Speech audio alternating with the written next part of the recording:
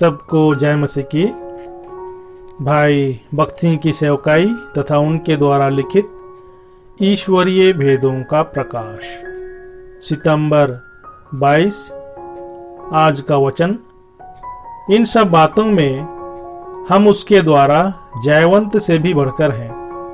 Romeo अध्याय 8 पद 37। इस्राएलियों ने 2 व्यूह रचना के द्वारा विजय प्राप्त किया। युद्ध के मैदान में यहोशू की अगुवाई के नीचे लड़ने वाली सेना के द्वारा तथा पर्वत पर अपने हाथों को ऊंचा करके परमेश्वर की लाठी को बढ़ाने वाले मूसा के द्वारा। मूसा के हाथ में की लाठी परमेश्वर के अधिकार को सूचित करता है। मूसा में स्वयं कोई बल नहीं था। जब उस लाठी का सांप बना था तब मूसा उसके आगे से भाग गया था।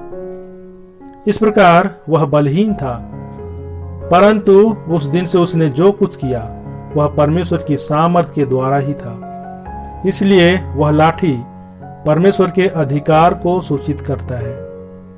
हमें भी अनेक शत्रुओं के सामने लड़ाई करनी है।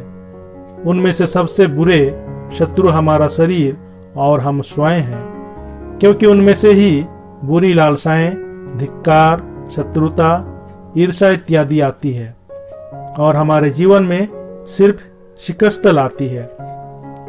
उसके कारण खुशी, शांति और प्रार्थना करने की इच्छा छीन ली जाती है।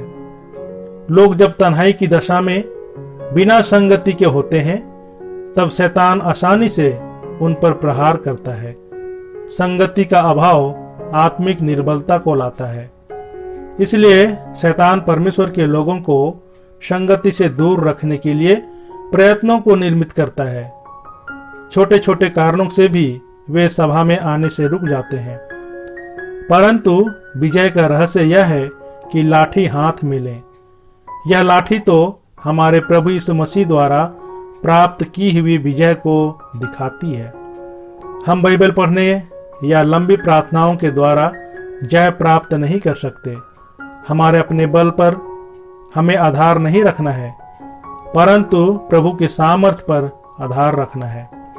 प्रभु यीशु मसीह ने क्रूस पर जो जय पाई है उसके द्वारा ही हमें जय प्राप्त होती है। प्रभु आपके साथ रहे और आपको आशीष दे।